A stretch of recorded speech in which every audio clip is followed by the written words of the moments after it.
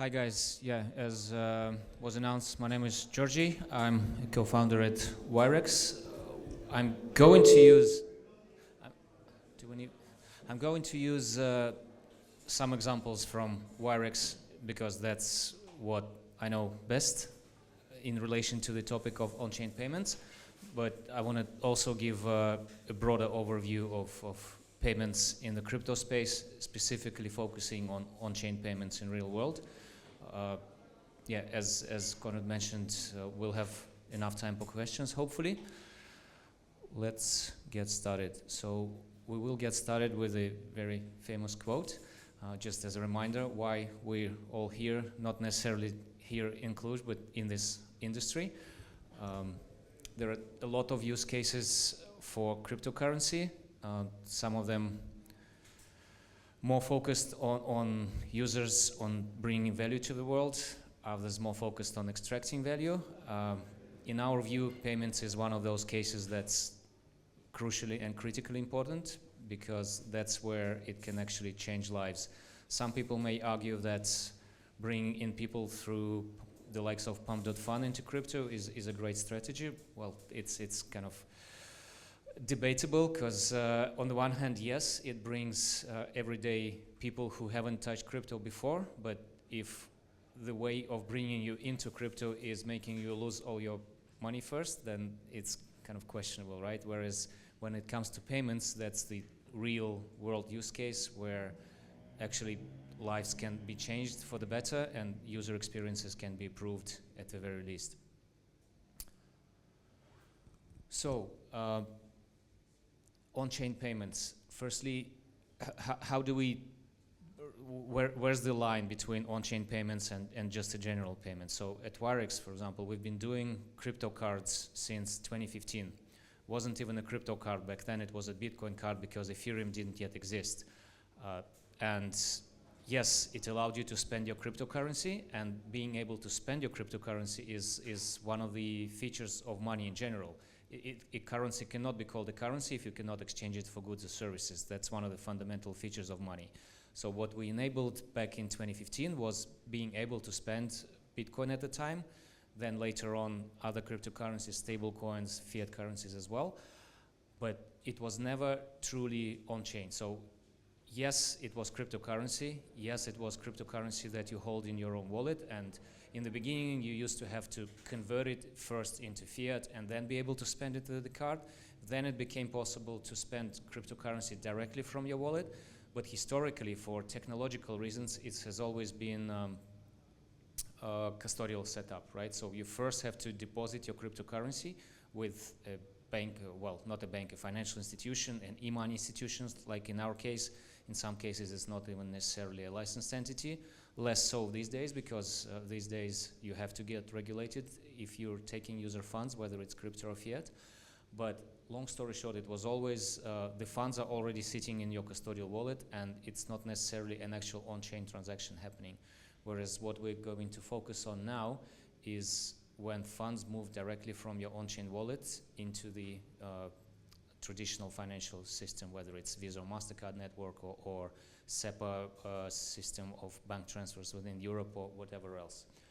So there's a lot of potential for it.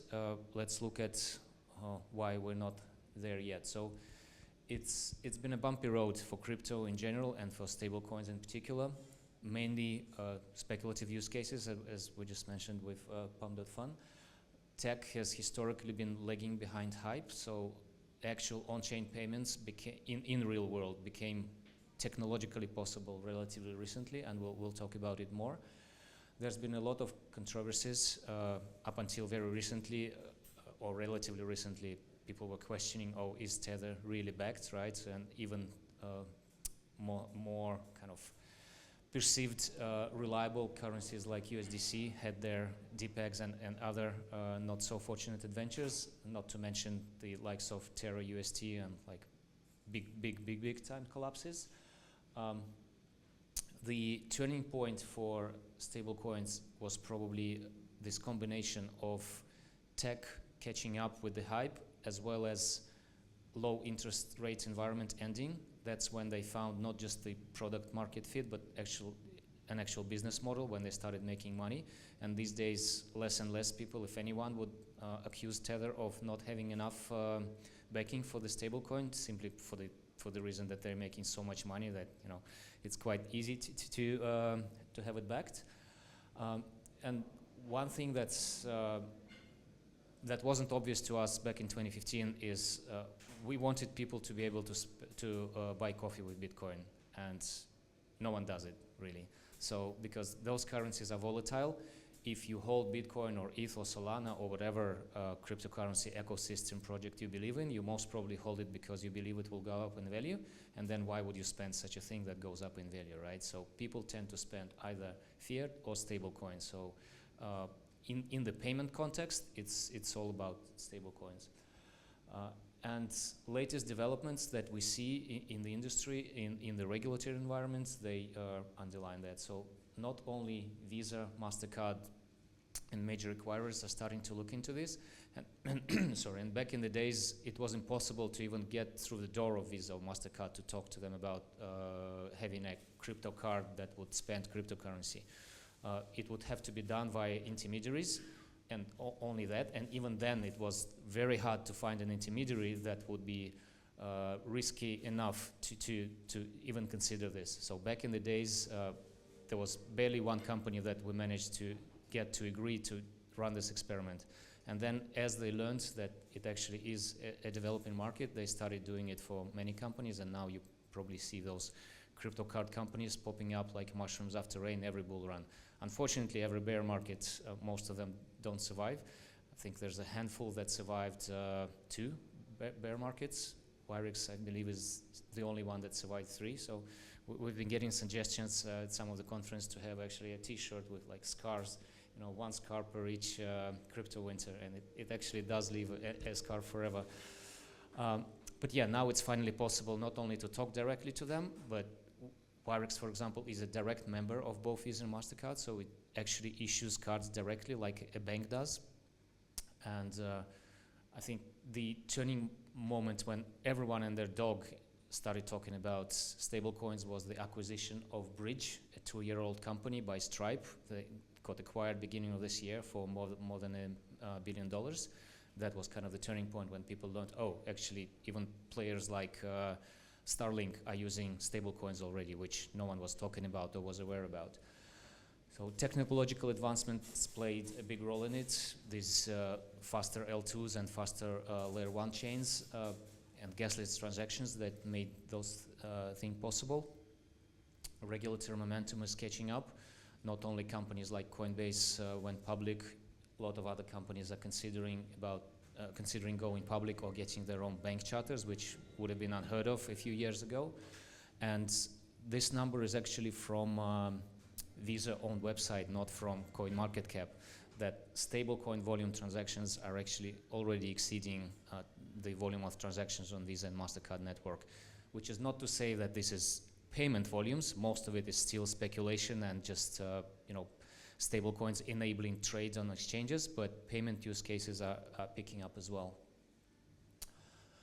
So why are we not there yet? Why it's still not necessarily payment use cases, but still quite a lot of speculation? UI, UX is still complex. All this connecting your wallet and knowing how to manage your private keys or passwords or this or that, it's probably not as complex for us here living in our small crypto bubble as for people out there, but for the general crowd, it's still quite difficult. In most cases, transactions fees are still quite high, so as good as stablecoins are for enabling cross-border payments, money remittances and all that, how do you actually get them and how do you get out of them, right? How do you use them in real world in the end? So this first and last mile question is still, there are solutions, but it's still not at mass scale. From regulatory perspective, thankfully, luckily, it's getting better and better, especially with the Genius Act, as you probably heard, finally approved in the US recently, which will hopefully expand to other jurisdictions as well, them following the example of the US. Real-world usability, that's to do with those local on and off ramps.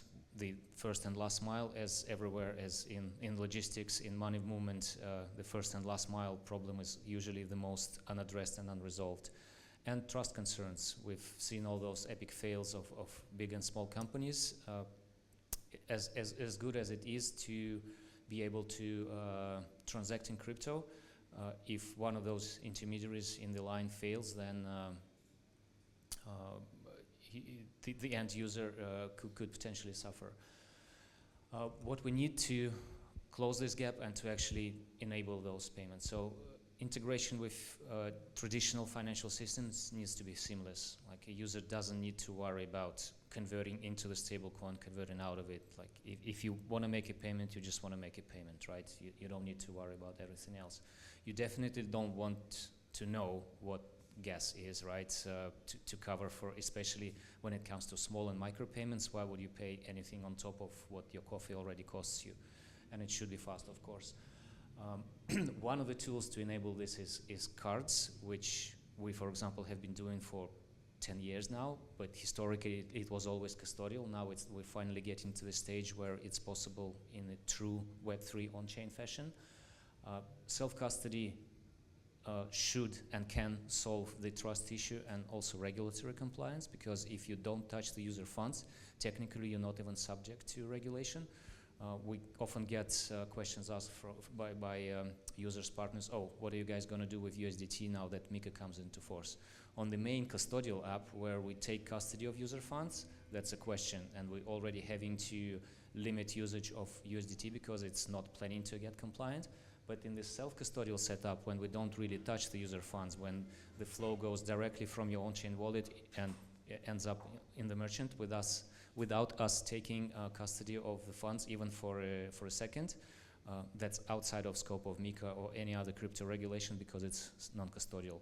Which is not to say that it will remain like this forever. You never know what will happen 10 years from now. This space is moving so fast, and regulators might want to have more control even of self-custodial solutions. But as we stand now, this is outside of the scope of most regulations. So it also enables easier geographical expansion for a lot of businesses.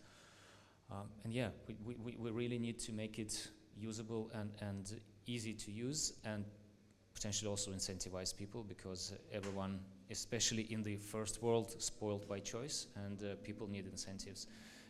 Even in our example, we come to our users and tell them, guys, okay, there's no reason not to trust us. You've been using this platform for many years, a lot of you, but if you want full self-custody now, back to the true vision of Satoshi, of the crypto philosophy, that you are your own bank, and you can now have a fully self-custodial card, and they listen to the whole pitch and etc. And then they ask, oh yeah, that's cool, self-custodial card, how is it better? Is it better cashback? Like, it's not about cashback, right? So cashback is actually better on the custodial app because there's more ways to monetize this type of customers, but yeah, you still need incentives. People rarely care about self-custody and privacy and all those things, as strange as it may seem for us in this industry, but it's still the case in the mass market. So this new self-custodial card and generally Web3 banking infrastructure, what does it involve? So it uses the concept of account abstraction. So you as a user, you connect your external wallet and you can link it on one side, this account abstraction, the smart contract wallet is linked to your external wallet. On the other side, it's linked to the card, to your IBAN in Europe, to your USD bank account later on, and as we move forward to other real-world payment rails. It's enabled on Polygon ZK rollup, but not limited to it. In our case, it's Polygon ZK and rollup. I think as we speak, it's been released on Base as well, and it can be released on other chains as long as they are fast enough. Transactions are gasless, so people don't have to worry about it. You can spend pretty much any stable coin, accept it anywhere, and it's possible to earn rewards along the way as well. So this is how it, at the top one, it's how it still works now and how it used to work. Let's say you've got your stable coins in your self-custodial wallet. You're pretty aware of what's going on. You know what a private key is. You know how important it is to maintain privacy. to maintain self-custody. What you need to do to be able to spend those stable coins is send it from your wallet to a centralized exchange it into fiat, send that fiat to a bank, wait potentially a few days for, especially if it's a SWIFT, to arrive. Maybe the bank will ask you questions along the way, maybe it will take a bit longer, and then you're finally able to spend it with your traditional bank card. The way it can happen with a self-custodial crypto card, your wallet, real-world economy straight away, just like this. What you need to do so, you don't have to approve every single transaction. You grant a smart contract the permission once, and you can set a certain limit, and you can recall it anytime, you can cancel it anytime. So basically what's different is it's not like you coming to a bank and giving them your money and then them deciding whether they want to offer you the service or not. You give the bank the opportunity to access your funds if you're happy with their services. You can recall that permission anytime, and you are able to keep full custody of your funds without being deprived of being able to use them in the real world. And if you don't like this bank, you just move to another one, and your funds are still remaining in your custody. You don't have to like trust it to anyone and then take it back and then move it elsewhere. You just grant permissions as you want. So this is true Web3 banking finally possible. Slow and costly off-ramps. It's global instant settlement via card or banking rails as well. Custody risks are removed because you maintain full control. If an issuer like Wirex or whoever else needs to limit your card functionality or freeze your account because you've been buying drugs online or whatever, or you haven't simply provided your KYC documents, they can block your card, they cannot touch your funds are in your own wallet. And yeah, you can spend pretty much any stablecoin without worrying about exchange rates, without worrying about exchanging it into local currency and all that. It all happens automatically. Obviously, users can benefit, not just end users. It can also be any wallet. If you're a self-custodial wallet, you can add this offering into your existing wallet without having to be a financial institution, without having to get all those licenses. A provider like Wirex can cover all that in the back. Or alternatively, a neobank that's not in crypto that wants to start offering crypto services can also benefit from this technology. Businesses can issue corporate cards linked to their treasury wallets and bank accounts linked to the treasury wallets as well, and use stable coins for global payments without waiting for days to settle and for slow SWIFT transfers to move. DAOs can use it by spending directly from the treasury wallets to cover their real-world expenses for servers, for salaries, whatever. And pretty much any developer can build on top of this, integrate it into a game or whatever application. Cards can be branded to the specific application. So we're very close. The user experience is still, I would say, a couple of steps away from it is in the custodial banking applications like Revolut or Wirex or whatever, but it's very close, and it's up to developers to take this existing infrastructure and technology and make it usable in their own apps. So a lot of things can be built on it because the complex part, this regulatory setup, is already in there. You just take the APIs and integrate it into whatever product you may have. Yeah, and we have plenty of time for questions.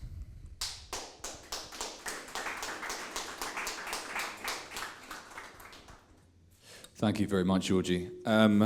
Now, are there questions that have come up through the app, Ramesh? Or no questions yet? Okay, awesome. If you do have a question, do feel free to put your hand up or ask organically, like in traditional conferences. But I've got a question. What would you say is the biggest misconception people have about crypto payments? What prevents them from wanting to use it that you found over the last 10 years of doing this work? If we're talking about mainstream users, it's just the general, people hear crypto and think it's a scam, it's for buying drugs online. It's not as bad now as it was when we were starting 10 years ago, but still that perception is there when you go a little bit outside of our bubble of crypto industry or a slightly wider bubble of fintech industry. So just general lack of trust, which again is solved by in two major ways. One is becoming a regulated financial institution like we are. We are holder of UK e-money license since 2018, which was e-money license number 3 for crypto companies after Circle and Coinbase. Still not very many companies are there.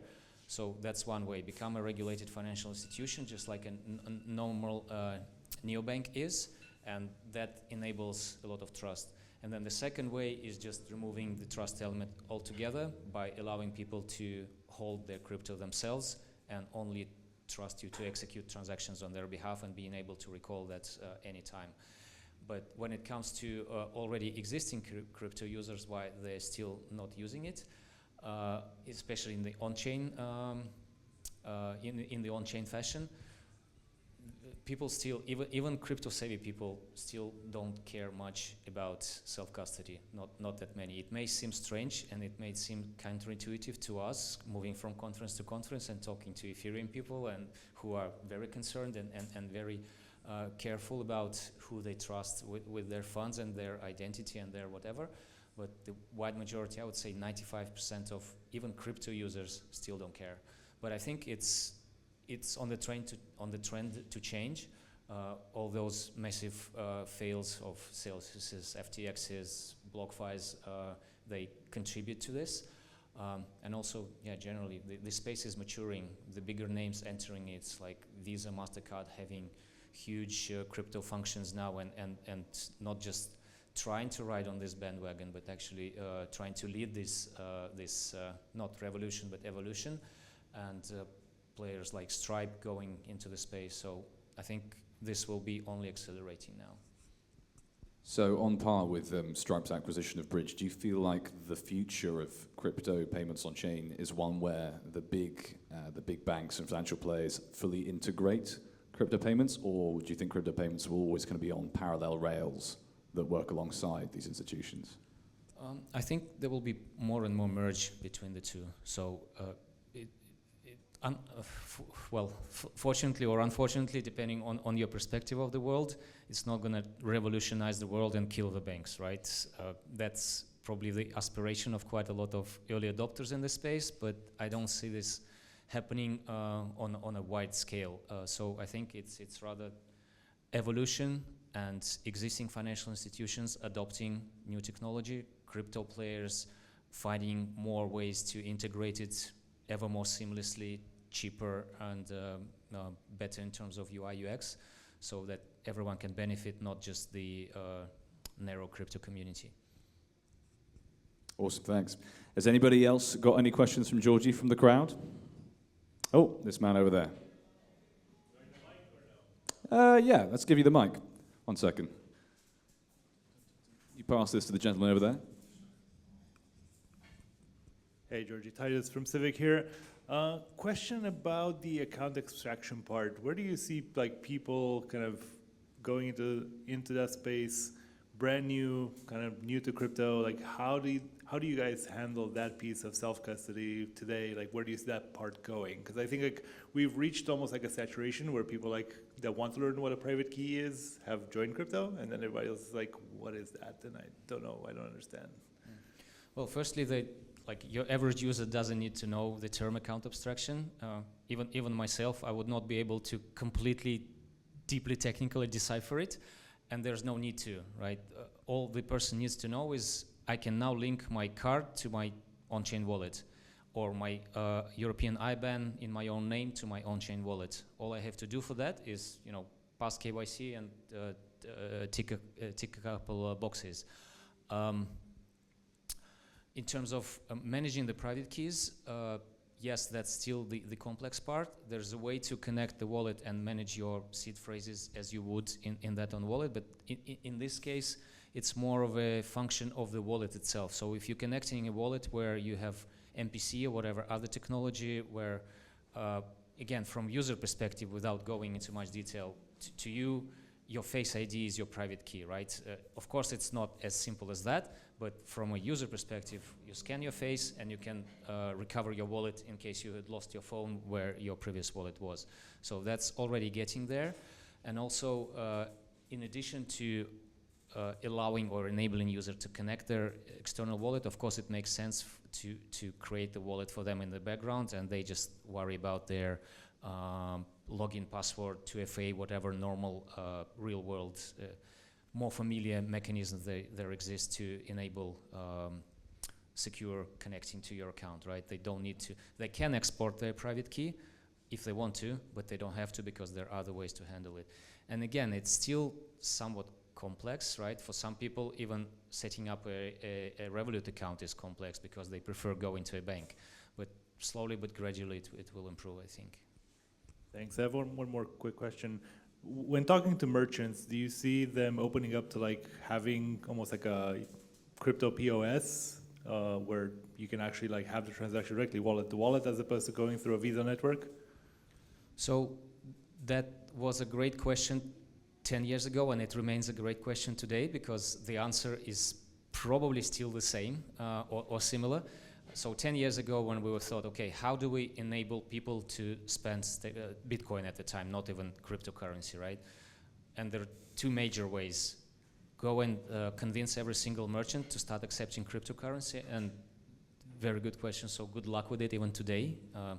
But back then, the answer was obvious. That's not the way. There's no way you can try and convince your Starbucks or your local pub to accept cryptocurrency, which everyone thinks is just used to buy drugs online, right?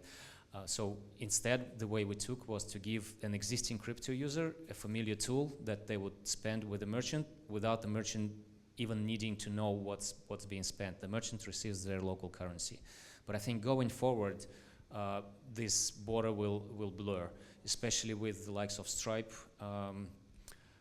having the distribution they have, going all in stablecoins and payments, on-chain payments included, with the likes of, I think Shopify announced integration of USDC by the end of the year.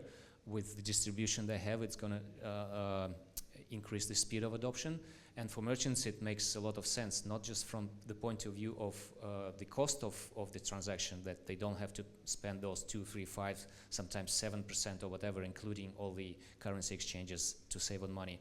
Even more importantly, especially for smaller places, it's the speed of the transaction, right? Because when you receive a card transaction, yes, for the user it's instant, you get your coffee or whatever you're buying, but the merchant in the end receives this, actually sees these funds in their account 3, 5, 7 days later because of the whole settlement cycle. And for small mom and pop shops, this operational liquidity time taking to get their money is probably even more important than those 3 to 5 or whatever % they spent on acquiring the transaction.